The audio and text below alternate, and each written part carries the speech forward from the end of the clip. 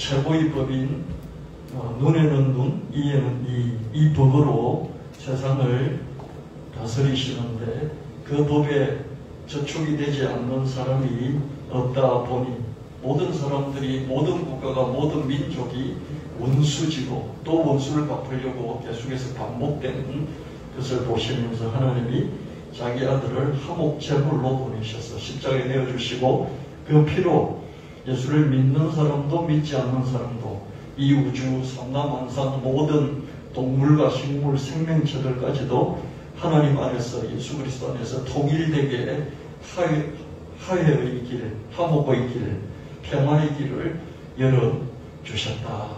그런 말씀을 전해드렸고요.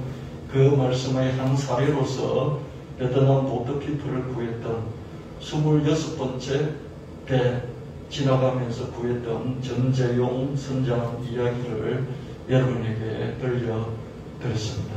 하나님이 이렇게 화해의 길을, 화목, 화평의 길을 만들어 놓으셨으니 이 화해와 화평의 말씀을 우리에게 부탁하시고 그 말씀을 세상에 전하는 예수 그리스도의 정권대사의 직임을 주셨다.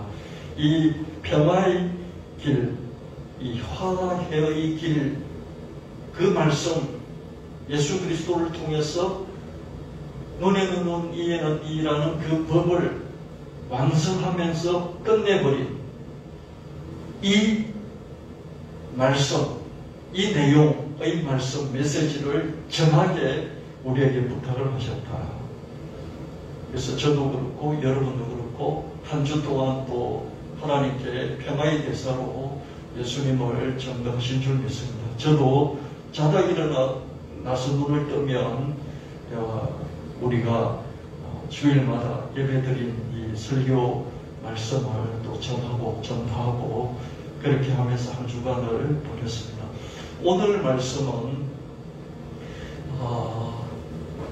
하나님의 영원하심, 그럼 수사학적인, 인문학적인, 시적인 표현의 영원함이 아니라 실제로 과학적으로 영원하신 하나님, 그리고 하나님의 무한하심, 그냥 시적인 표현의 무한하다 하는 그 표현을 넘어서 실제적으로 과학적으로 무한하신 그 하나님을 우리 한번 살펴보는 시간이 되면 좋겠습니다. 기독교인의 첫 번째 의무가 뭐라고 그랬죠? 첫 번째 의무는 다른 것도 아니고 가장 첫 번째 제가 목회하면서 느낀 것이 뭐냐면은 기독교인의 첫 번째 의무는 뭐냐면 똑똑해지는 것이에요. 저는 성령 하나님이 사람을 치료도 하시고 병도 고쳐주시고 기적도 일으키시고 여러 가지 일을 하시는데 그 성령 하나님이 가장 먼저 어떤 성령이냐면 지혜와 지식과 모략의 성령이시라는 거예요. 지혜와 지식의 성령이시라는 거죠. 근데 우리는 그 큰 줄기를 교회에서 외면을 하고 이렇게 은사받고 그죠? 예언하고 이런 은사 받는 그런 쪽으로 치우쳐버렸다. 그런 생각을 하면서 가장 성령의 강력한 지혜와 지식과 전략 이런 것들이 성령이시기 때문에 우리 성령의 인도함을 받는 우리도 예수님을 믿기 전보다 믿었으니까 훨씬 더 똑똑해졌다. 이런 것이 크리스찬의 첫 번째 의무가 되었으면 좋겠다. 그런 생각을 저는 믿으면서 또 목회를 하면서 계속해서 좀 기준을 잡는 게 되었습니다. 왜 그러냐면 크리스찬들이 세상에 살아가면서 세상의 사회학적인 지식이 뭐예요? 함께 사회를 살아가면서 이렇게 깨닫게 되고 경험하게 되는 그런 지혜와 지식이 있어요. 사회를 살아가면서요. 사회학적인 지식이 너무 수준이 떨어져요. 옛날에 구약시대에 나오는 율법 있잖아요. 옳은 것 가지고 오늘날도 사회를 살아가려고 하는 크리스찬들이 너무 많다. 이런 생각을 했어요.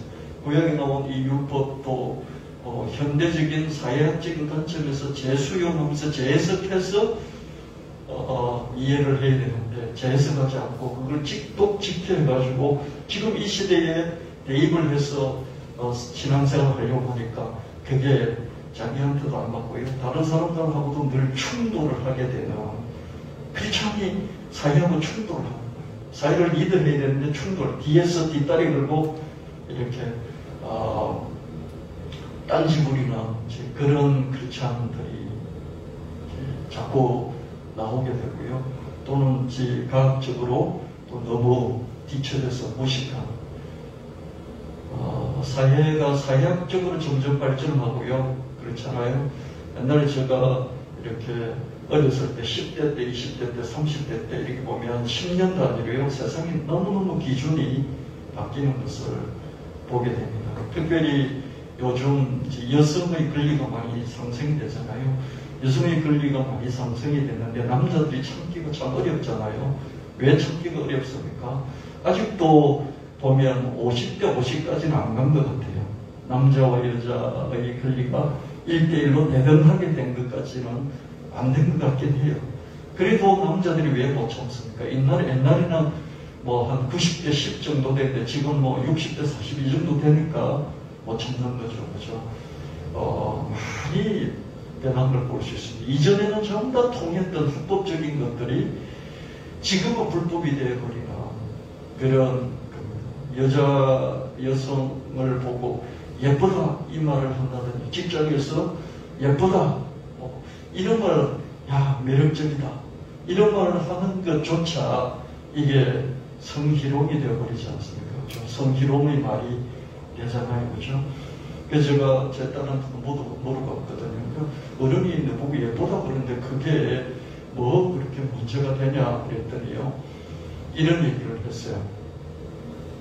아빠가 얘기하고 내가 잘 아는 어른이 참 예쁘다 그렇게 이야기를 해주면 그건 충분히 괜찮다는 거예요. 근데 자기가 전혀 그런 상관관계가 아닌 사람이 예쁘다고 뭐 40대, 50대, 60대 그런 말을 한다면 내가 왜 너한테 예쁘다는 말을 내가 들어야 되느냐.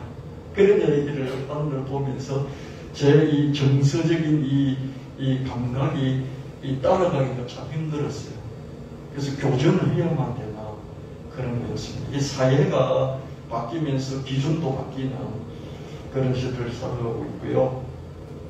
그리고 과학도 정말로 많이 바뀐 걸 보게 됩니다. 제가 10년 전에 청년들을 놓고 과학을 이야기했던 그때하고요. 지금 또 많이 바뀌어 있는 또 더 발전되어 있는 이런 걸 볼 수가 있었습니다. 여러분 갈릴레오인가요? 이분이 중세 가톨릭파에서 과학적인 그런 쪽으로 아주 앞섰던 분이시잖아요. 이분이 한 번은 이분은 지동설로 유명하잖아요. 그죠? 교회는 천동설을 믿었어요. 지구가 모든 것의 중심이어서 지구는 움직이지 않고 다른 것들, 태양이 돌고 달이 돌고 다른 행성들이 지구를 중심으로 우주가 돌고 있다 이렇게 믿던 천동설이었잖아요. 그죠?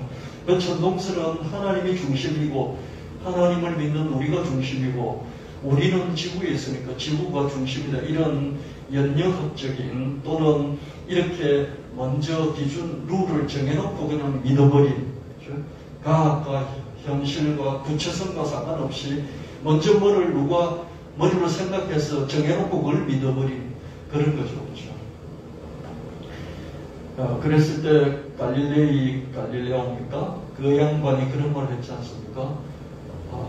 그래도 지구는 돈다. 너 두 번 다시 이런 얘기 하지 마. 두 번 다시 이런 얘기 지구가 돈다고 말하면 너 감옥에 쳐넣을 거야. 죽을지도 몰라. 그렇게 협박을 했지만은 그게 수긍하고 말을 안 하겠다 말해놓고 나오면서 뭐 한 얘기가 그래도 지구는 돈다. 혼자 발로 중얼거렸다. 뭐 이런 얘기가 우리에게 전해져 내려오고 있지 않습니까? 이 사람이 한 번은 빛의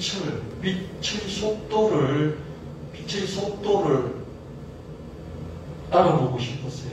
여러분, 세상 사람은 그때도 수많은 사람이 장사꾼들이 돈 벌려고 실크로드를 왔다 갔다 하면서 중국과 저 유럽 사이를 왕래하면서 돈 버는데 그죠? 많은 사람이 생을 투신을 했겠죠.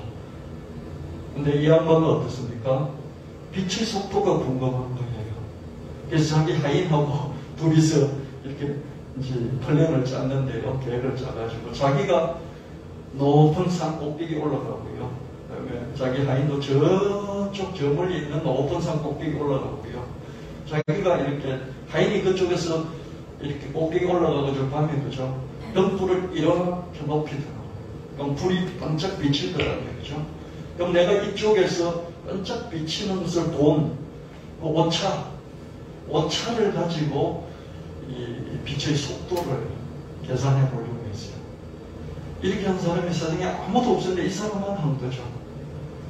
돈이 나오는 것도 아니에요. 이거 하다가 다른 돈 버는 일을 못해서 굶어 죽을지도 몰라요. 근데 이 사람 궁금하니까 그렇게 한 거예요.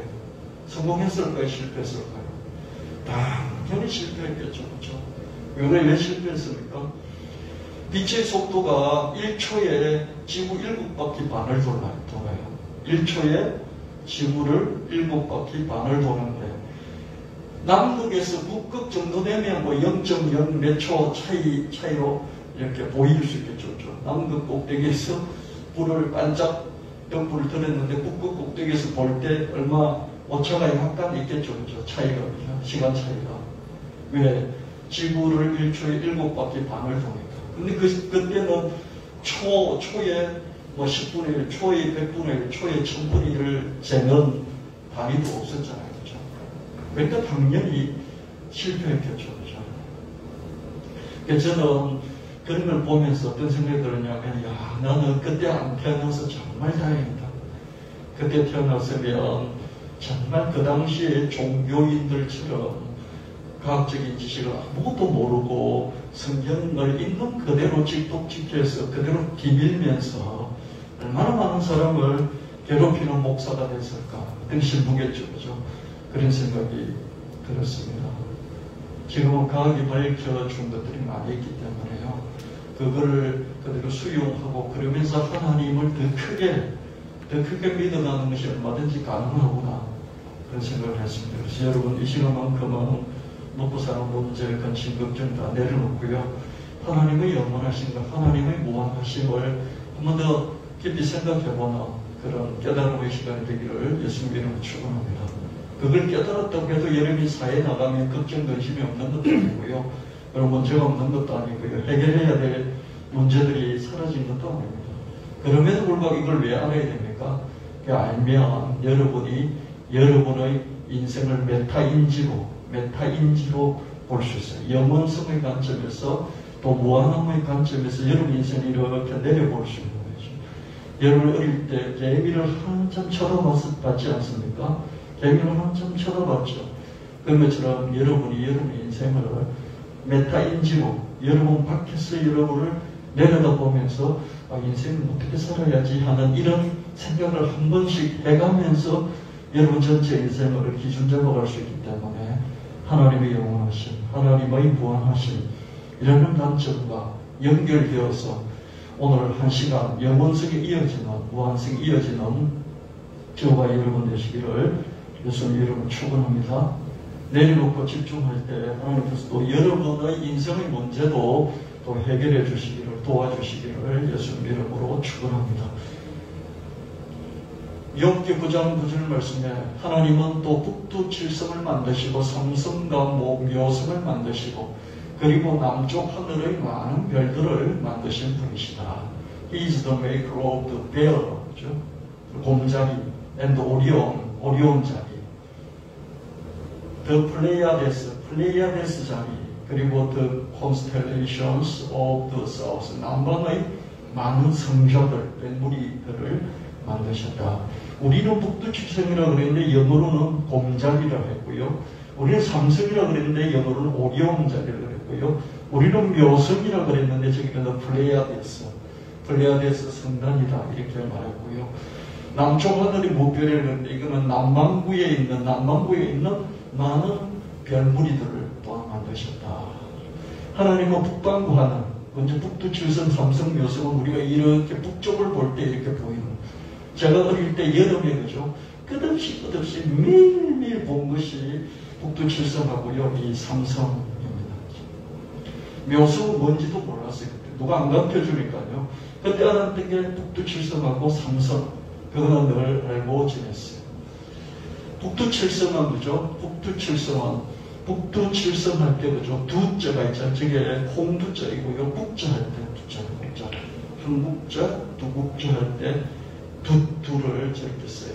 북쪽에 있는 북자 모양의 7개 별이다 이런 뜻이거든요.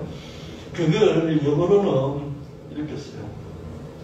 deep가 북자거든요. 큰 국자. 북두칠성 북광모의 큰 국자 별이고요. 북두칠성은 큰 공자리. 이게 7개 별인데 그보다 더 큰 자리가 별자리가 뭐냐? 큰 공자리. 그래서 우루사 메이지. 큰 공. 우루사 메이지. 영어로 말하면은 the great bear. 큰 공. 큰 공자리 별들 중에서 중심별이 북방구에 있는 북두칠성. 북자 모양의 큰 북자 모양의 북두칠성이다. 북두칠성에 7개 별이네. 실제로는 9개 별이네. 이 미자르라는 이 별이 3개로 뭉쳐있어. 3개로 뭉쳐있는데 우리가 보기에는 유광으로 한 개처럼 보여요. 3개로 뭉쳐있는데 3개가 이게 떨어진 거리가 얼마나 되겠어요? 지구에서 태양보다 더 멀리 떨어져 있겠죠. 근데 우리가 너무 멀리서 보니까 어떻습니까? 딱 붙어 있는 것처럼. 그래서 북두칠성이 아니라 실제로 북두구순이래요. 가장 가까운 별까지 거리가 우리 지구에서요. 78광년. 빛이 78년 동안 쫙 가서야만 이게 보입니다. 제가 어릴 때 봤던 그 많은 북두칠성이요. 빛이 78년 동안 달려와서 내 눈에 때려줘서 내 눈이 본 거죠. 그러니까 내가 태어나기도 전에 거기서 탁 쏘았던 빛이 어느 날 내가 눈을 들어보게 내 눈 안에 탁 꽂혀가지고 내가 본 거예요.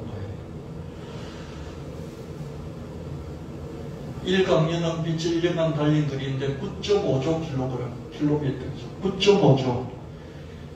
9.5조 킬로미터이죠. 서울과 부산이 한 400km 정도 되나요? 진주라 천리길 그러잖아요. 이 천리길은 400km 정도밖에 안 돼요.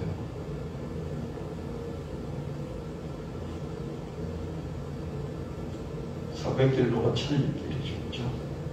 천리길이 너무 멀다고 생각하잖아요. 삼천리 반 먹고. 그죠? 근데 어떻습니까? 9.5조 킬로미터. 빛이 1년간 달린 거리에요. 빛은 1초에 한 30만 킬로미터 정도 달리죠. 그래서 1초 땡 하면 어떻습니까? 지구를 7바퀴 반 딱 돌고 오는 거죠. 태양이 있고요. 태양계의 끝이 해왕성이죠. 옛날에 맹왕성인데 맹왕성은 지금 행성이 아니라 여러 가지 기준점에서 미달하기 때문에 소외성, 작은 그런 행성으로 이렇게 위치가 바뀌었죠. 그래서 태양계의 끝인 해왕성까지 거리는 46억 킬로미터밖에 안 돼요. 이걸 광년으로 따지면 0.00005죠. 계산해봤거든요. 9.5조, 46억 나누기 9.5조를 해보니까요. 0.00005광년. 그러니까 태양계의 거리를 빛이 달린 속도로 0.0005년 동안 달리니까 가버린다는 거죠. 그러니까 순식간에 가는 거죠. 1년에 95조 킬로미터를 달리는 빛이 46억 킬로미터 금세 가는 거죠. 그렇죠? 그래서 태양계의 거리가 참 빛으로 따지면 별거 아니구나 이런 생각을 했습니다. 태양계 밖에서 가장 가까운 별이 있다면 센타우루스 자리가 있는데 이 센타우루스 자리 별자리에 프록시마라는 별이에요. 여기가 4.24광년, 4년 넘게 빛이 달려야만이 처음으로 나타나는 태양과도 같은 별이 프록시마예요. 이 별을 만나려면 빛이 우리 태양계에서요 4.24광년, 빛이 4.24년을 달려가야 되는 것이죠. 여러분, 과학에서, 천문학에서 별이라고 하는 별은요, 태양 같은 항성, 스스로 빛을 발하고 다른 행성들을 거느리고 있는 그것만을 별이라고 해요. 수금지 한목도 천해명 같은 이 행성, 태양을 주위로 도는 이건 별이라고 하지도 않아요. 그렇죠? 우리 지구는 별도 아니고 수성, 금성, 목성도 별이 아니에요. 천문학에서 말하는 별은 태양 같은 행성들을 거느리고 있는 이 별들만을 별이라고 한다는 거죠. 그래서 태양계 바깥에서 가장 가까운 별이 프록시마인데 프록시마가 빛이 한 4년 정도 달려야 됩니다. 큰 곰자리뿐만 아니라 작은 곰자리가 있어요. 우르사 마이너죠. The Little Bear. 작은 곰자리. 이 곰자리에도 북두칠성과 쌍벽을 이루는 7가지 별이 The Little Dipper. 큰 북자가 아니고 작은 북자예요. 작은 북자가 이도 북두칠성이 큰 북자잖아요. 이건 작은 북자예요. 큰 곰자리잖아요. 이건 작은 곰자리예요. 그 중에서 제일 밝은 별이 북극성이죠. 북극성. 우리 북극성 많이 이야기했잖아요. 그죠? 이 북극성만 하더라도 1100광년의 거리에 있어요. 자, 보세요. 북두칠성의 7개 별, 큰 곰자리에 있는 북두칠성 7개 별 중에 가장 가까운 게 있는 게 미자른라는 별인데, 미자른까지 아까 몇 광년이었어요? 87광년이었나요? 78광년이죠. 그죠? 78광년이에요. 근데 그 가까이 있는 작은 곰자리에 7개 별이 있는데, 그 별도 국자처럼 생겼는데, 그 중에 가장 밝은 별이 북극성이죠. 이 북극성까지는 1100광년.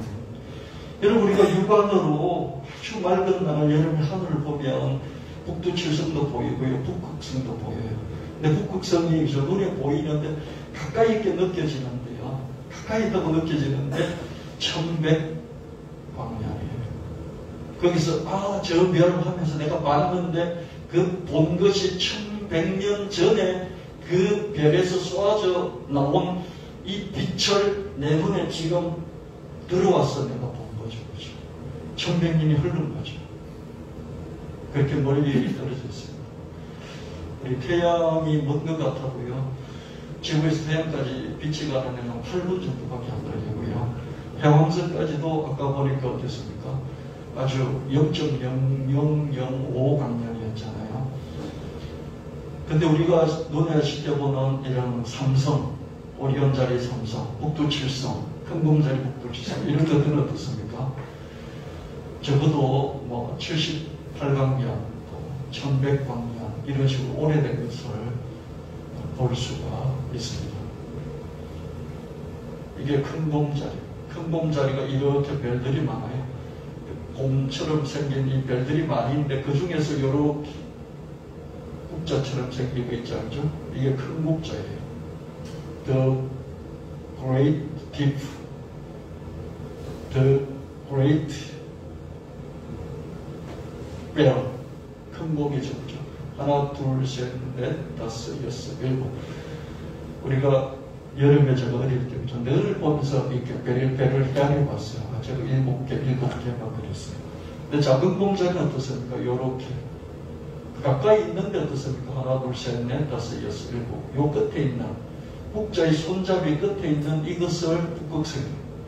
이렇게 북두칠성의 요 별에서 쭉 이어지면 요 끝에 있는, 이게 북극성이에요. 그래서 큰 곰자리, 작은 곰자리는 옛날부터 눈으로 봤기 때문에 옛날 사람이 성경에 적을 때도 어떻습니까? 이 이야기를 하고 있는 걸 볼 수 있죠. 북두칠성이죠. 이런 7개. 이 7개는 큰 곰자리 중에서 핵심적인 그런 별들이고요. 요 중에 별 하나가 미라크는 별인데, 이게 별 3개의 3개의 뭉쳐. 이게 78광년이죠. 지구에서 가는데요.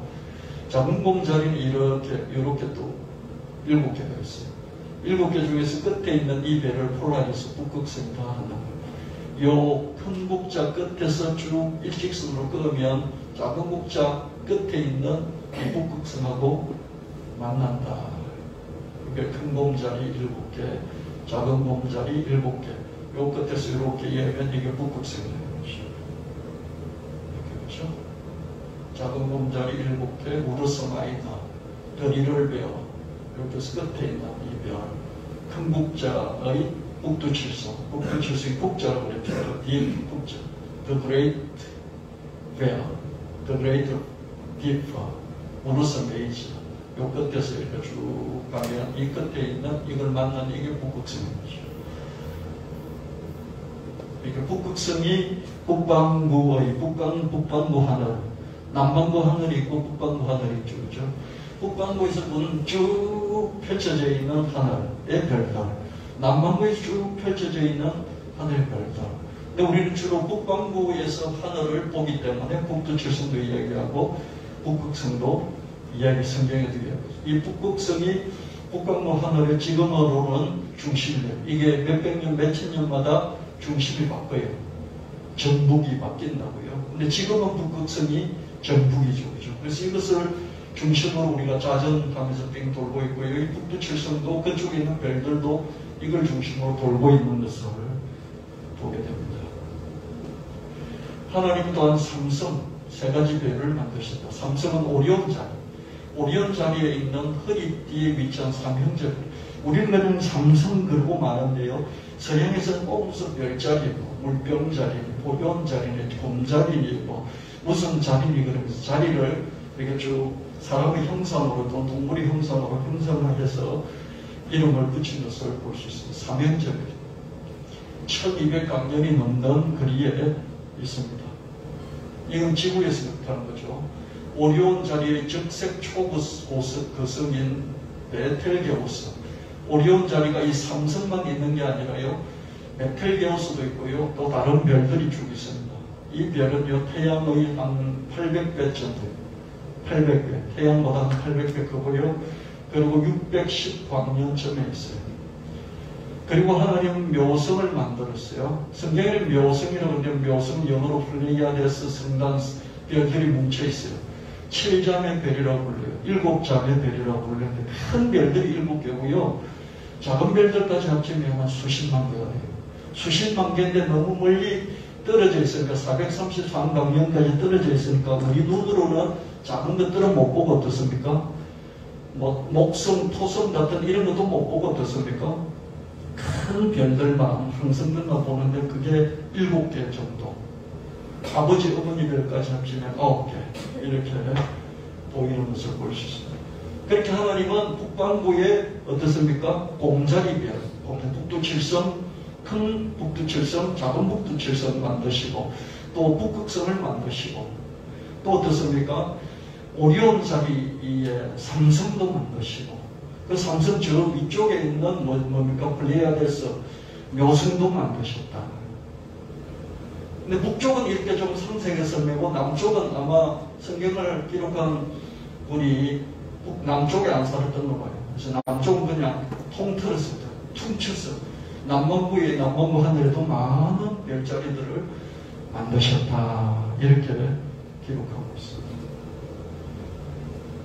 이게 오리온 자리. 오리온 자리 이렇게 많이 있죠. 그죠? 많이 있는데 그 중에서 요게 벨트에 있는, 허리에 있는 세 가지 별. 이걸 삼성이라 이렇게 합니다. 요렇게. 이게 오리온 자리. 사냥꾼, 오리온은 그리스 로마 신화에 나오는 사냥꾼입니다. 사냥꾼이 이렇게, 여기 보면 A, A, M. 이 세 개 별 이름, 이 세 개를 삼형제 별을 삼성이라고 합니다. 리겔이라는 아주 1등성 별도 있고, 베텔게우스라는 큰 별도 있는데 태양의 800배 된다고 그랬죠. 그죠? 이게 오리온 자리. 성경에는 뭐라고 되어 있습니까? 성경에는 삼성 별 세 개 이렇게 되어 있죠. 우리나라 성경에는. 그죠? 근데 영어 성경에는 이렇게 말하지 않고요. 삼성 이렇게 말하지 않고, 요 통틀어서 이 전체를 오리온 자리 이렇게 성경 번역해서 말하고 있습니다. 성경 보면 이게 삼성 중에서 이게 베텔게우스이죠. 이게 있어요. 이게 리겔이 1등성 가장 크고, 이거는 붉게 큰 별인데요. 베텔게우스. 이 오리온이라는 이 사냥꾼이 이렇게 하늘을 쏘고 겨루고 있는 게 뭐냐, 이 항소자리. 영어 성경 다른 번역 보내보면요, 항소자리가 또 나와요. 항소자리가 이게 오리온 자리 근처에 있거든요. 이렇게 겨누고 있는 거예요, 하늘을. 알데바란이라는 항소의 눈을 겨누고 있습니다. 이 항소자리 건너편에 플레이아데스 성당, 이게 묘성입니다. 삼성과 묘성 사이의 항소자리. 이거를 북반구 하늘에 있는 별들인데, 이 별들을 성경 기자가 보고 적어 놓은 것을 볼 수 있습니다. 이렇게 오리온 자리를 거꾸로 놓으니까 어떻습니까? 삼성이 이렇게 있고, 이렇게 함소의 눈을 겨냥하고 있고, 그 건너편에 있는 7개의 벨, 플레이아데스 성단을 겨누고 있는 것을 보게 됩니다. 그 7자매가 있죠. 그리스의 신화의 범위 7자매가 나오죠. 7자매 이름이 이렇게 큰 딸, 작은 딸, 하나, 둘, 셋, 넷, 다섯, 여섯, 7개 이름을 붙여줬고요. 큰 별을 이렇게 하죠. 이 아버지 아틀라스와 어머니 플레이오네가 있습니다. 이 어머니 별, 아버지 별, 이렇게 해서 7자매가 태어났다. 요거를 플레이아데스 성단, 7자매 별, 또 다른 말로 우리나라 성경에서는 뭐라고 한다고요? 묘성이다. 하나님 북두칠성을 만드시고, 북두칠성 영어로는 뭡니까? 큰 곰자리 별을 만드시고, 그리고 또 뭘 만드셨다고 합니까? 삼성은 오리온 자리. 또 뭘 만드셨습니까? 묘성은 플레이아데스 성단, 7자매별. 이렇게 우리가 이해하겠습니다. 그래서 7자매별은 플레이온의 어머니 별과 아틀라스 아버지 별 사이에서 7자매가 태어난 별이다. 이거를 성경에서는 묘성이라는데, 묘성은 성단이기 때문에 실제로 7개 별, 9개 별이 아니라 어떻습니까? 수십만 개의 작은 별들이 뭉쳐있는 성단이다. 이렇게 우리는 알고 있습니다. 욥기 38장 31절 33절 말씀에 너가 북두칠성의 별대를 한데 묶을 수 있으며 오리온 성전을 묶은 띠를 풀 수 있느냐? 내가 철을 따라서 성전을 이끌어낼 수 있으며 콩곰자리와 그 별들을 인도해낼 수 있느냐? 하늘을 다스리는 질서가 무엇인지 아느냐? 또 그런 법칙을 땅에 적용할 수 있느냐? 보세요. 하나님이 말씀하시는 북두칠성 큰 곰자리 7개 북자를 이거 딱 묶어놨지? 그리고 오리온 자리를 내가 다 별들을 묶었는데 특별히 그 허리띠에 있는 별 3개 봤니? 야, 이것들 내가 다 묶었는데 너 다 그거 풀어낼 수 있니? 아니면 이것들을 한 번에 이렇게 묶어서 별자리로 만들 수 있겠니? 이렇게 물어보십니다. 너가 철을 따라서 이런 별무리들을 이끌어낼 수 있으며 큰 곰자리와 그 별들을 인도해낼 수 있겠느냐? 이게 하늘의 질서야. 이 하늘의 질서가 땅의 질서를 움직여. 저는 이렇게 천문학 이전에는 점성술이었잖아요. 점성술을 저는 미신이라고 배경만 했는데요. 저는 비각적인 이 성경을 직독직해서 점성술은 이단, 사입이다 이렇게만 봤으니까요. 근데 이렇게 하나님 말씀하시잖아요. 성경에. 이렇게 했는데 그게 하늘의 질서고 이 하늘의 법칙이 땅에도 적용되지 않니? 이렇게 물으시는 거예요. 그럼 하늘의 법칙이 땅에 적용되잖아요. 하늘의 별들의 법칙이죠. 그러니까 점성술이 맞는 거잖아요. 너무 미신을 흘러가고 해서 문제지 점성술이 천문하고 발전되는데 그건 맞다는 거 아니에요. 그죠? 하늘의 법칙이 땅에서도 적용된다. 그래서 크리스천들이 천문학을 알아야 되는 것이죠. 그죠? 그렇지 않습니까? 사시사철이 바뀌잖아요. 천문학에 따라서. 그죠? 그래서 사시사철이 바뀌니까 어떻습니까? 달에 따라서 조수 강만이 일어나잖아요. 그죠? 달의 움직임에 따라서. 그죠?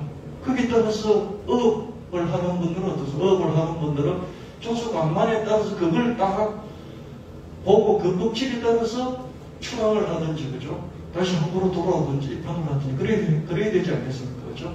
아멘? 농사는 어떻게 지을까요? 계절에 따라서 계절이 이렇게 주고 자잘하고 공자는 계절이 바뀌잖아요. 그죠?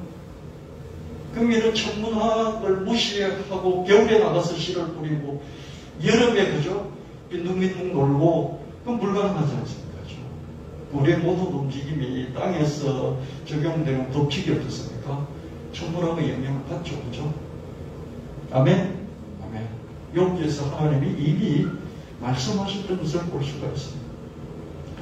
Can you bind the beautiful Pleiades? Have you loosed the cords of Orion? Can you bring forth the constellation in their seasons or little? The veil with each covers.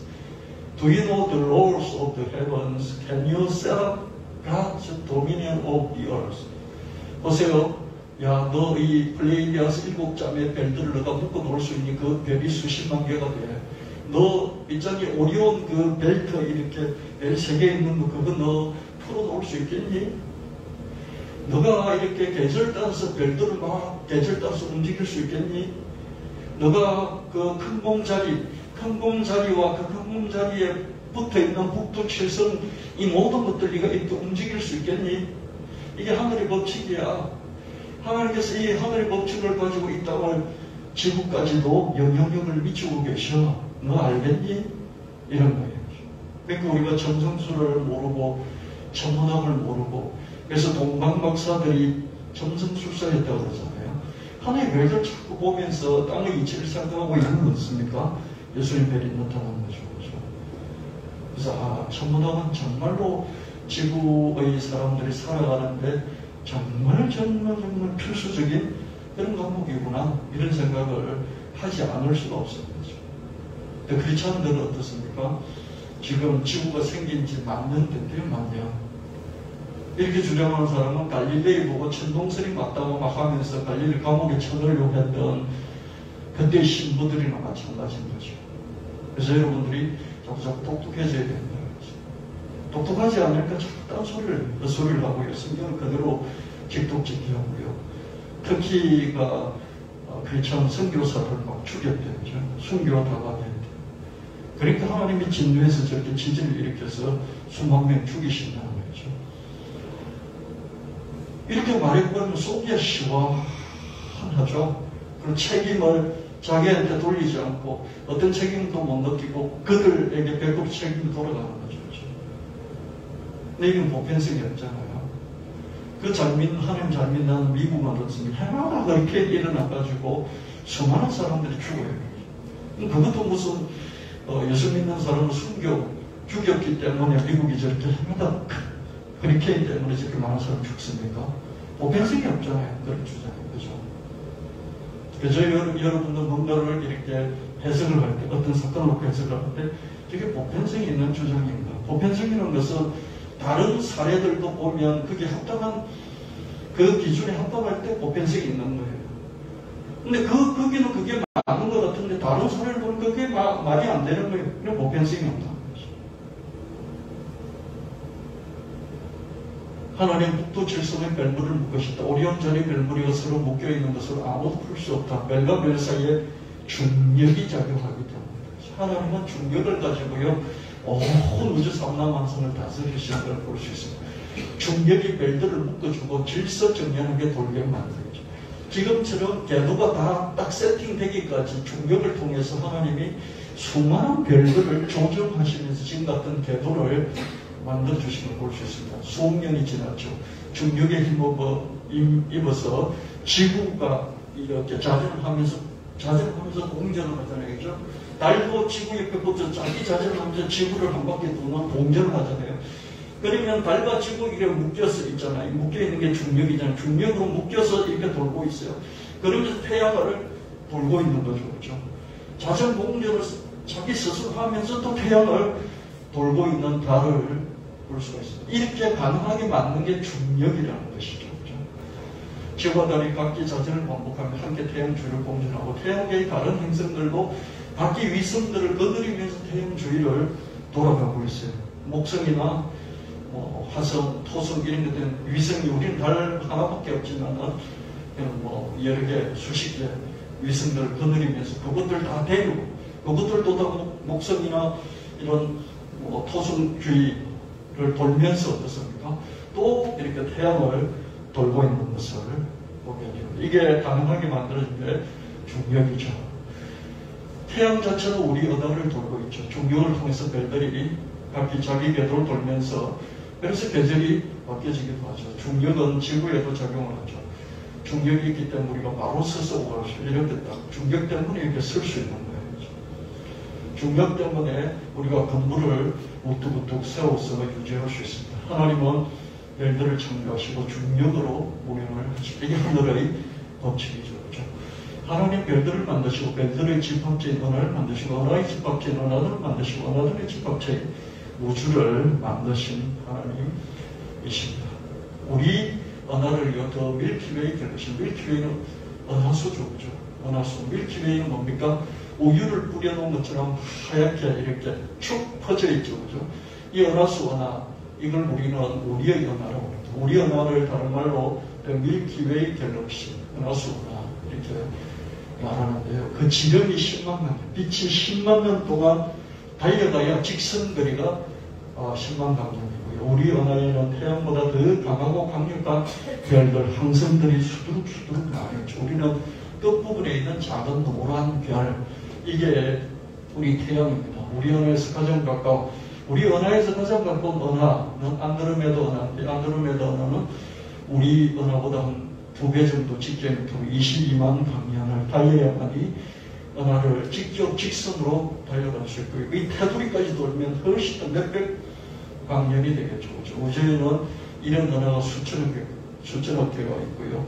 심지어 한 은하에 이런 태양 같은 별이 일족에 있는 그런 은하도 있고요. 그래서 각 은하에는 수천 개의 별이 있습니다. 이 별은 지구, 토성, 화성 같은 별을 말하는 게 아니고요. 태양 같은 별. 이런 은하들도 중력 작용에 의해서 움직이는 거죠. 하나님이 중력이라는 것을 통해서 우주 삼라만상을 지배하고 계시고, 이 중력의 법칙이 지구에도 적용이 돼서, 그죠? 여러분이 이렇게 앉아 계실 수 있는 거죠. 보세요. 우리 은하가 이렇게 요 끝에서 여기까지 오는데 빛이 10만 년을 달려야 되고요. 우리 태양계의 요게 끝, 요쪽 부분에, 그죠? 요쪽 부분에 노란 중간 크기 별이죠, 그죠? 우리의 이 큰 은하도, 그죠? 전체 더 큰 라니아케아라는 초은하다. 그래서 이렇게 아주 작은, 그죠? 점 같은 그런 존재. 우리 은하도, 그죠? 점 같은. 이 전체 큰 초은하단을 생각해보면 얼마나 큰지 알 수 있죠, 그죠? 근데 이 전체 큰 초은하단도 이렇게 뭉쳐있는 거죠. 이런 초은하단, 은하계, 은하군, 은하단, 초은하단, 이걸 다 합쳐서 우주라 이렇게 부릅니다. 우리 은하의 중심부에는 초거대 질량 블랙홀이 있습니다. 궁수자리 A라는 건데요. 블랙홀이 있습니다. 이 블랙홀의 질량은 태양의 400만 배입니다.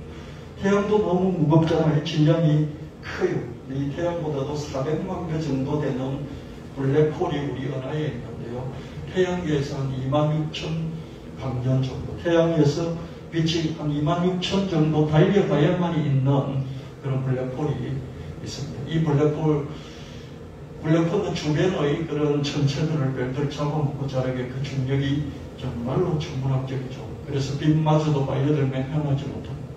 그래서 블랙홀 내부의 정보는 알 수 없어요. 왜냐하면 빛이 정보를 전달해 주잖아요. 근데 빛이 빨려 들어가 버리기 때문에 알 수가 없죠. 우리가 우리 눈으로 사물과 사건을 보고 아는 것이 아니죠. 빛이 사물과 사건의 정보를 우리 눈에 이렇게 쏘아주니까 우리가 비로소 별들을 우리가 눈으로 내가 저기 북두칠성을 봤다. 내 눈으로 봤다가 아니라 북두칠성이 78년 전에 나한테 쏘아준 그 빛이 내 눈에 들어왔기 때문에 그걸 본 거예요. 아멘. 내가 본 것이 아니라 빛이 내 렌즈에 들어와서 탁 쳤기 때문에 내가 이게 뭐지 하고 본 거죠. 그죠? 그때 비로소 본 거죠. 언제 쏘아줬습니까? 78년 전에, 1100년 전에, 400년 전에 나한테 쏘아준 빛이 옆으로도 바뀌었지만은 내가 이렇게 볼 때 나한테도 쏘아져 왔는데 내가 눈을 감고 있으면 못 봤을 텐데 이렇게 보니까 내 눈에도 그 빛이 들어와서 내가 드디어 본 것이죠. 그죠? 근데 블랙홀은 어떻습니까? 이 빛을 빨아들여 버리니까 그 배를 내가 봤지만은 이쪽 블랙홀은 빛을 빨아들이니까 빛이 나한테 튕겨져 와야 되는데 튕겨져 들어오지 못하니까 그쪽에 대한 정보는 영원히 나는 모르는 거죠. 있는데 모르는 거죠. 블랙홀은 빛도 흡입해 버리니까 빛이 블랙홀 내부의 사물과 사건에 관한 정보를 블랙홀 내부로 전달해 줄 수 없죠. 그렇죠? 안에 뭐가 하나 팍 태양이 블랙홀에 빠져버렸다 칩시다. 그럼 우리가 태양이 어떻게 됐는지 그 정보로 알아야 되잖아요. 근데 정보는 빛을 타고 오는데 정보가 빛을 타고 오는데 빛이 거기 잠겨버리니까 우리는 영원히 모르는 거죠. 블랙홀의 내부 외부의 경계선, 이거를 사건의 지평선이다. 이벤트화이죠. 블랙홀은 뭔가를 계속 빨아당기니까, 그죠? 그 주위를 좀 이렇게 돌던 별이 있으면 확 빨려 들어가 버리죠. 그죠? 확 빨려 들어간 게 사건이죠. 이 사건이 어떤 사건인지 우리가 알아야 되겠는데, 사건을 알 수 없는 이유가 뭡니까? 그 사건을 알려주는 빛이 우리 눈에 안 들어오니까 우리는 모르는 거죠. 이것을 사건의 지평선이다. 사건이 보일 때까지 보이다가 확 사건이 일어나 버렸을 때 정작 알 수가 없다는 거죠. 사건의 지평선을 넘어서면 빛도 흡입되고 많죠. 사건의 지평선을 넘어서기 전까지는 뭔가 별이 반짝반짝하면서 움직였던 그 계적이 내 눈에 들어올 수 있어요. 빛이 내 눈으로 쏘아져 올 수 있죠. 근데 넘어서 버리면 어떻습니까? 블랙홀이 잡아서 빛까지도 끌어당겨 버리니까 빛이 안 오니까 내가 모르는 거죠. 블랙홀 내부와 외부의 정보 교류가 불가능할 때 되죠. 이런 블랙홀이 우주에는 무수히 조란이 있음으로만 있다. 이렇게 이야기하고 있습니다. 우리 은하의 밀키웨이에 이렇게 블랙홀이 있는데요. 그냥 이거는 그려놓은 거예요. 우리가 눈으로 보도록. 태양계에서 26,000광년이고요. 요거를 SGRA라고 부르는 그런 블랙홀이 있습니다. 요 안에 새까맣게 되어 있는 건 모른다는 뜻입니다. 근데 이렇게 둥그랗게 된 건 빛이 이렇게 있어서 요거는 이렇게 알 수가 있어요. 둥그렇게 된. 근데 이 안에 들어가고 이게 사건의 지평선이에요. 요까지 갈 때는 어떻습니까? 태양이 뭐 이런 별들이 움직인 것이 우리 빛을 우리에게 다가오니까 그게 어떻게 생겼는지 뭔지 정보를 알 수 있잖아요. 근데 요 테두리, 이 사건의 지평선. 사건이 일어나기 직전까지는 어떻습니까? 알 수 있는데 사건이 일어나고 나면 훅 들어가 버리니까 그 이후로는 빛이 안 오니까 정보를 알 수 없죠. 이게 블랙홀입니다. 근데 블랙홀을 최근에 지구에 여러 군데, 그죠? 여러 군데 망원경을 설치해서 한 군데가 아니고요. 지구 전체를 커버할 수 있도록 배치를 해서 이거를 밝혀냈습니다. 공수자를 밝혀냈죠. 이게 블랙홀이고 이게 사건의 지평선. 여기까지는 어떻습니까? 사물이나 사건의 뭐 별이 이렇게 돌고 있다. 그 빛이 우리에게로 와서 정보를 제공해 줄 수 있겠죠. 이걸 넘어버리는 순간 어떻습니까? 블랙홀로 빠져서 빛까지도 빠져버리니까 정보가 오지 않는 거죠. 이게 블랙홀입니다. 이런 블랙홀이 우주에 조단위 이상으로 많이 있다. 이렇게 말하고 있습니다. 태초에 하나님이 우주를 창조하셨다. 헨리 성경 창세기를 지었죠. In the beginning God created the heavens and the earth. 하나님이 하늘과 땅 우주를 창조하셨는데 여기서 우주라면 관측 가능한 우주도 있고요. 관측 불가능한 우주도 있습니다. 대략 우주의 나이는 138억 년, 우리 은하는 136억 년, 태양의 나이는 46억 년, 지구는 45억 년. 태양이 생기고 나서 우리는 한 1억 년 후쯤에 지구가 만들어졌다. 만들어졌다는 것은 뭔가 이미 있던 것이 지금처럼 형성이 됐다 이런 뜻이. 우주 탄생 때의 빛이 지금까지 달려오면 우리는 비로소 우주 탄생의 정보를 알죠.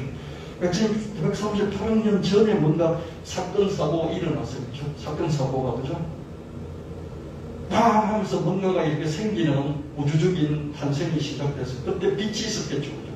이 빛이 138억 년 동안 이렇게 전 우주로 퍼져나가면서 어느 날 지구로 들어오고 지구에 있는 내 눈에 팍 막혔다는 거죠.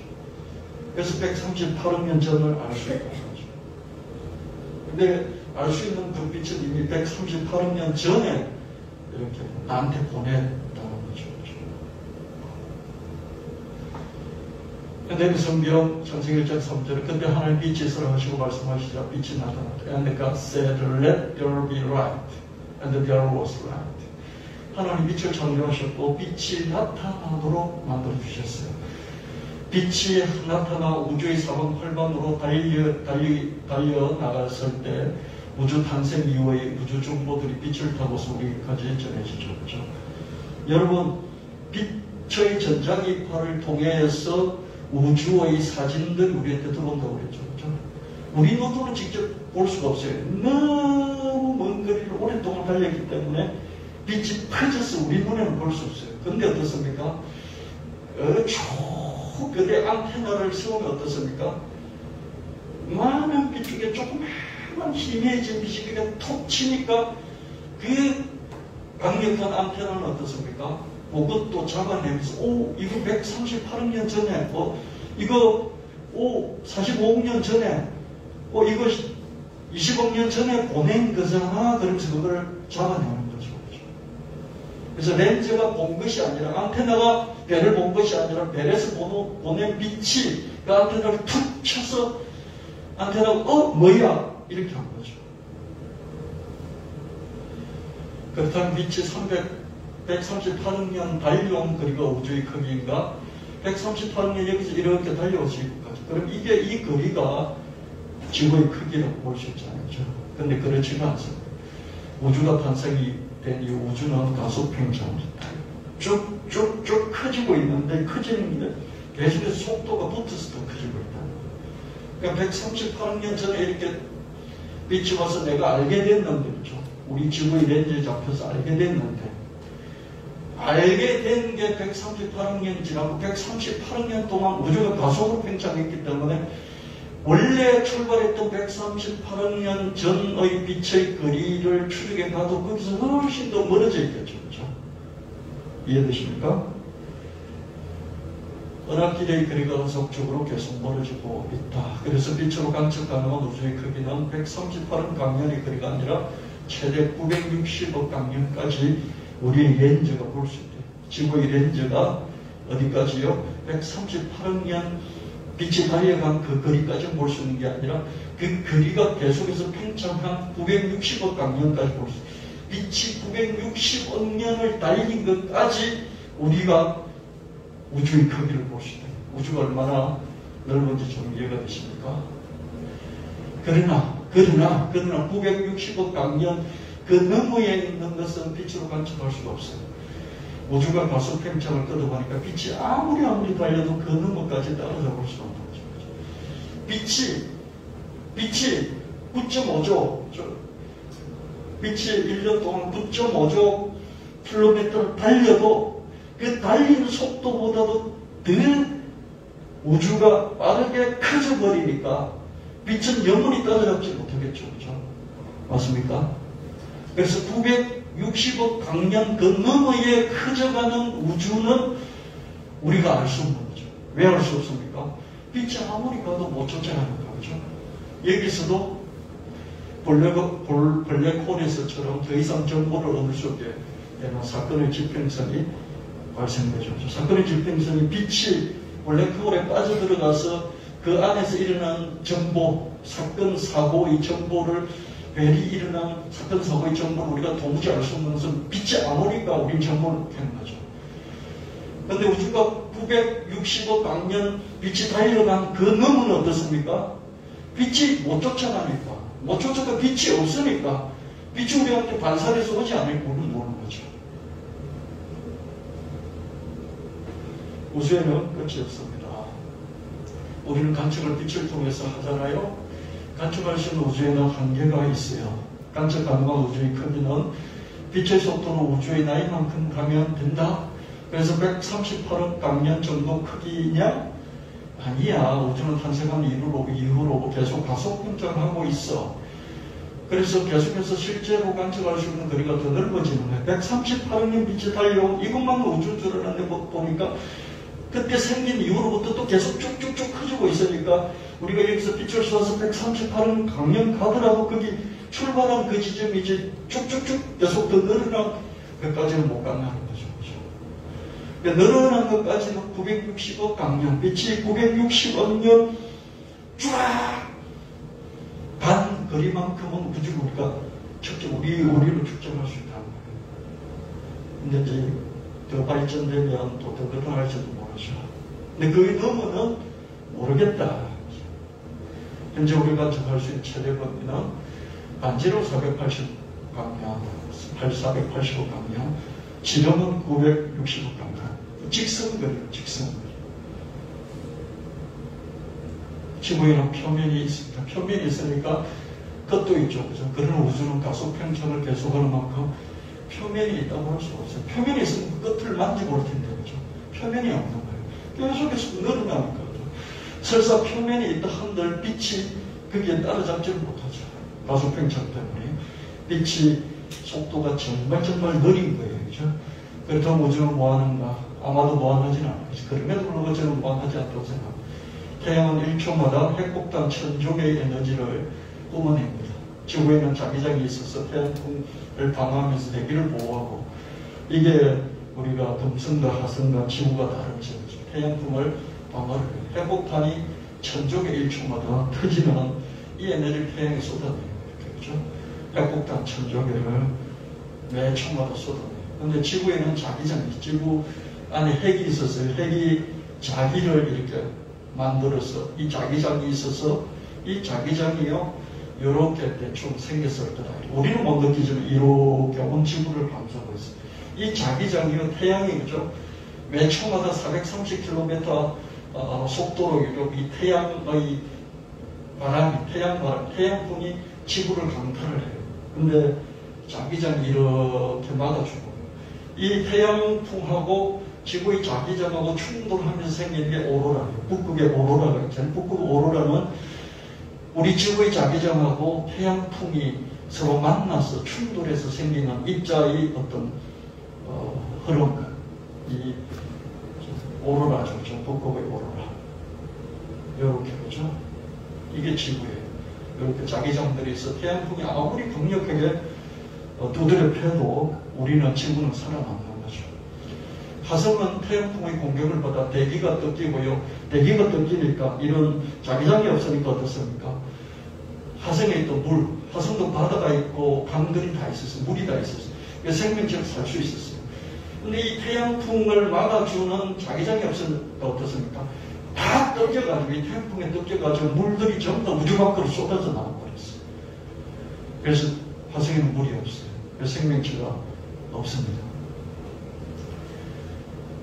그러나 우리도 수십억 년이 지나면 화성처럼 될 뿐만 아니라 아예 분해돼 사라질지도 모르고, 태양은 끝없는 에너지를 방출해서 적색 거성으로 바뀌었어요. 나중에 태양이 커지고 커졌어요. 어디까지 가냐면요, 화성을 집에 삼켜버리는 그 크기까지 간다. 그럼 우리 지구도 언젠가는 태양이 파멸될 것이고, 태양계의 지구까지도 모든 행성들이 뿔뿔이 사라질 수밖에 없어요. 한 50억 년 후에는 그렇게 될 거다 이렇게 보고 있습니다. 이런 현상이 은하계에서 일어나고요, 또 수백억 년이나 수천억 년 후에 우주에도 이런 현상들이 일어나서 결국 대파국을 맞이하게 될 것이다. 그래서 우주가 사라질 것이다. 이렇게 이야기하기도 합니다. 저는 이게 맞다고 봅니다. 물론 수백억 년 후, 수천억 년 후에 생길 일이지만 한번 우리는 상상력이 있든 상상해 보는 것이죠. 사건의 질병성 넘어까지 빛이 따라갈 수 없죠. 그죠? 그래서 우주가 가속팽창을 계속하고 있죠. 그렇지만 그렇게 한다고 한들 종국에는 우주가 이렇게 대파국을 맞이하게 될 것이다. 결국에는 대체되어 버릴 것이다. 그렇다면 우주의 시공간에는 끝이 있는 것이죠. 무한하지 않다는 것이죠. 960억 강년 동안 빛이 달려가고, 그리고 그 너머까지 알 수 없다 할지라도 무한한 것 같지만은 결국 끝이 있다. 그게 계시록 6장에 보면 이렇게 나옵니다. 계시록 6장 13절 14절 하늘의 많은 항성들이, 태양들이 뭐가 넘어가 대풍에 흔들려 쓰리건 열매가 우두둑 떨어지는 것 같이 땅에 떨어져 버리고, 하늘은 두루마리가 말린같이 확 말려서 떠나가 버리고, 이런 말씀이 나옵니다.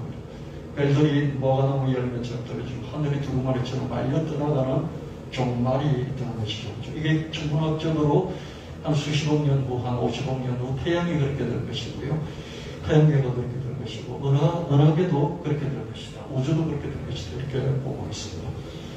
우주의 시간은 빛이 달린 거리고 공간으로 표현되죠. 저는 시간과 공간의 개념이 참 헷갈렸어요. 시간을 공간 속에서 계산하는 것이 내가 헷갈렸거든요. 빛이 달린 공간적인 거리가 시간이라는 걸 몰랐어요. 그래서 3차원은 입체잖아요. 이 공간은 입체예요. 이 입체가 시간을 짜서 엮은 것이 4차원이다. 4차원의 개념을 이해하기 되게 힘들었어요. 그냥 누가 입체, 점성면, 입체는 이미 3차원이잖아요. 이 3차원의 시간이 엮여 있는 것이 4차원이에요. 그게 이해를 못했어요. 근데 모든 공간은 공간 홀로 존재하지 않고 빛이 통과된 그 거리, 시간으로 짜여지는 거죠. 그래서 시간과 공간은 빛을 몇 개처럼 해서 하나로 엮여있는 쌍둥이인 거죠. 그래서 제가 이건 지금은 이해를 했어요. 시간을 떠난 공간도 없고 공간을 떠난 시간도 없구나. 왜냐? 빛이라는 매개체를 통해서 하나로 되어버리구나. 그걸 이해를 했습니다. 근데 블랙홀은 아까는 중력 때문에 극도의 공면이에요. 블랙홀은 중력이 너무 세니까 확 휘어져 버린 것이죠. 그렇죠? 그러면 그 공간을 타고 빛이 흐르잖아요. 빛이 그냥 이렇게 쭉 직선으로 오지 않고요. 공간을 타고 오거든요. 근데 공간이 이렇게 극도로 휘어져 있으니까 극도로 휘어진 그 공으로 빠져버리는 것이죠. 그렇죠? 그래서 공면을 타고 오르는 빛은 아주 떨어질 수밖에 없죠. 그렇죠? 그래서 블랙홀에 한번 빠져 들어갔다가 나온 우주선은 자기는 1시간 걸린 것 같은데 바깥에서 보면 한 100년 정도 흘러버린 그런 시간, 그런 영화에 나오기도 하잖아요. 이론적으로는 그럴 수 있죠. 그렇죠? 그만큼 시간이 더디게 가는 것이 되죠. 빛이 달리는 속도가 시간인데 블랙홀에서 빠져서 느리게 가니까 그렇죠. 그래서 사건의 집행성에 별들이 다가갈 때 우주선이 많이 다가간다면 그 근처에서는 좀 되게 느리게 느껴지는 거죠. 세월이 정말 느리게 가는 거죠. 빛이 느리게 가는 거죠. 우주 공간이 뭐하는 것 같고 빛이 그 공간을 달리는 시간은 뭐하는 것 같지만 우주의 시공간에는 종말입니다. 종말은 새로운 우주의 탄생을 위한 것인데요. 여러분 빛이 어떻습니까? 달리는 게 너무 빠르잖아요. 1초에 지구 7바퀴 반. 근데 그렇게 먼 우주 은하계에서, 우리 은하계에서는 10만 년을 달려야 되니까 빛이 너무 느리죠. 그죠? 초은하단에서는 어떻게 했습니까? 100만 년 넘게 걸리니까 빛이 너무 느리죠. 그죠? 그럼 우주 전체는 어떻습니까? 930억 년을 달려도 못 가는 거니까 빛은 너무 느린 거죠. 그죠? 근데 빛보다 빠른 게 없어요. 그래서 하나님은 중력이라는 법칙과 빛이라는 법칙, 이 두 가지 물리 법칙으로 온 우주를 다스리고 지구까지도 다스리는 것을 볼 수 있어요. 계시록 21장 1절 보시면 또 내가 새하늘과 새 땅을 보니 처음 하늘과 처음 땅이 없어지고 바다도 다시 지었더라. 첫 하늘과 첫 땅을 창조하신 우주를 창조하신 하나님은 종말 이후에 새하늘과 새 땅을 창조하신 것입니다. 우주는 너무 넓어서 표면이 없어요. 표면이 있다는들 우주의 가속병적으로 빛도 끝내 따라잡지 못해요. 그래서 우리는 우주 안에 갇혀서 우주 빛의 속도로 우주를 관측하는 거예요. 그래서 빛의 속도가 930억 년 가는 그 정도까지는 우리가 지구가 잡아낼 수 있죠. 그 너머는 잡아낼 수도 없고요. 그 너머가 있다고 한들 어떻습니까? 그래서 우주의 표면에 있다고 한들 어떻습니까? 빛이 따라가지 못하고 우리는 아무리 애를 써도 우주 안에서 우주를 보려고 우주의 끝을 보려고 노력할 뿐이라는 거죠. 우주 밖을 모르는 거죠. 그렇죠? 우리는 우주 안에 갇혀서 빛의 속도로 우주를 느려 커진 빛의 속도로 우주를 관측하거든요.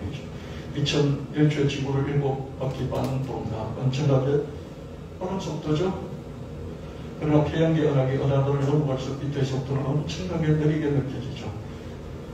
빛이 음년, 480억 년, 960억 년 달리는 이런 규모니까, 그죠? 그만큼 우주 공간이 넓기 때문에 우리 가속팽창하는 우주 안에서 우주를 보기에 끝내 우주를 다 볼 수가 없죠. 그러나 첫 하늘과 첫 땅을 만드시고 새 하늘과 새 땅을 만드시고 하나님 우주 밖에서 우주를 보십니다. 하나님 우주 밖에서 우주를 움직이시는 거죠. 빛과 중력으로 됩니다. 빛으로, 중력으로. 빛과 중력이 모든 우주의 시공간을 만들어내죠. 빛과 중력으로 대표되는 우주의 물리 법칙을 초월해 계신 것입니다. 하나님은 부동의 동자이십니다. 자기는 움직이지 않고 모든 걸 움직이는 그런 하나님이십니다. 우주의 시공간이 무한한 것 같은 결국에는 그 끝이 있습니다. 그러나 우주 밖에서 우주를 돌리시는 하나님은 부동의 동자. 우리는 빛이라는 걸 가지고 우주를 어떻게든지 보려고 애를 쓰고 그 끝이 뭘까를 궁리를 하고 우주의 거대한 렌즈를 만들어서 그 빛이 이 지구로 오는 것을 어떻게든지 잡아내려고 그렇게 애를 쓰잖아요. 그게 인간의 한계예요. 근데 하나님은 우주 밖에서 우주를 보신다는 것이죠. 욥기장 11장 7절 말씀에 전능하신 내가 하나님의 깊은 뜻을 다 알아낼 수 있느냐, 전능하신 분의 무한하심을 증명할 수 있느냐, 내가 우주의 끝을 증명한지로 하나님의 무한하심을 증명할 수가 없다. 과학이 계속 발전해 왔으니까 사건의 지평선 너머에까지 우주를 찾아낼 수 있을지도 모르죠. 그러나 하나님의 길은 정녕 찾아낼 수가 없습니다. 로마 11장 30절 말씀, 깊도다 하나님 지어지시고 풍성하며 하나님 판단을 헤아리지 못할 것인데 하나님 길은 찾지 못할 것이다. 첫 하늘 첫 땅을 만드시고 새 하늘 새 땅을 만들어 나오실 하나님 지혜는 무한하시다. 시편 147편 5절 말씀, 우리 주는 위대하시고 능력이 많으신 그 지혜가 무한하시다. 하나님 영원히 살아계실 것입니다. 계시록 4장 9절 말씀에 영원 무궁하도록 살아계셔서 그 보좌와 앉아계신 분께 그 생물들이 영광과 존귀 감사를 드리고 있을 때 하나님은 영원 무궁하시게 살아계실 분은 영원 무궁히 다스릴 것입니다. 출애굽기 15장 18절 여호와께서 영원 무궁하도록 다스리시도다. 여러분, 우주가 그렇게 끝이 없는 것 같고 빛이 못 따라가고 빛이 960억 강년까지 따라가는 그 넓은 그리지만 끝내는 한계가 있고, 그죠? 끝내는 끝이 있다는 거죠. 그러나 하나님은 영원 무궁하시다. 이게 그냥 시적인 표현이 아니라 물리법칙 과학적인 그런 측면에서, 그죠? 하나님이 영원 무궁하신 것이죠. 빛조차 그 끝을 따라잡을 수 없는 우주도 결국 종말을 맞이하는 거죠. 그러나 영원 무궁하신 하나님을 믿고 따르면 영원 무궁히 우리가 살게 될 것입니다. 요한일서 2장 17절 말씀, 이 세상도 그 정욕도 지나가되 오직 하나님 뜻을 행하는 자는 영원히 가느니라. 저와 여러분이 오늘 이 우주를 조금 살펴보면서 어떻습니까? 제가 원문을 다 올려드리겠습니다. 그래서 여러분 궁금하면 다음부터 읽어보시고요. 이런 과학적으로도 설명할 수 있는 하나님의 영원하심, 하나님의 무한하심을 살펴봤습니다. 우리는 정말로 전보다도 못한, 전보다도 훨씬 못한, 우리 은하도 초은하다 우주에서는 한 점에 불과하지 않습니까? 우리가 하나님을 믿음으로 영원하신 하나님 믿고 무한하신 하나님 믿음으로써 우리가 영원성과 무한성을 갖게 된다. 이렇게 성경은 우리에게 확신적으로 말씀해 주고 있습니다. 이걸 우리가 믿어야 될 것입니다. 올해 우리가 더욱 사랑하고 헌신하고요, 섬기고 전도하고 인도하고요, 부활주일 추수감사주일요, 직분을 잘 감당하고요, 그런 우리 올 한 해가 되기를 예수님 이름으로 축원합니다. 기도하시겠습니다. 하나님 아버지, 오늘 하나님이 만드신 피조 세계를 얼핏 살펴봄으로써 이 피조 세계가 얼마나 막강한 것인지, 얼마나 대단한 것인지 알게 되었습니다. 그러나 하나님은 이것들을 넘어 초월해서 계시면서 영원히 무한히 살아계시고 움직이시는 분이심을 알게 되었습니다. 하나님, 우리가 정말 찰나를 살아가고 있지만 주님을 붙잡고 영원성을 얻는, 무한성을 얻는 우리가 되게 하시니 감사합니다. 오늘도 예수 그리스도 안에서 이 예배를 드려서 하나님의 영원성과 무한성에 있게 연결되게 하셔서 감사합니다.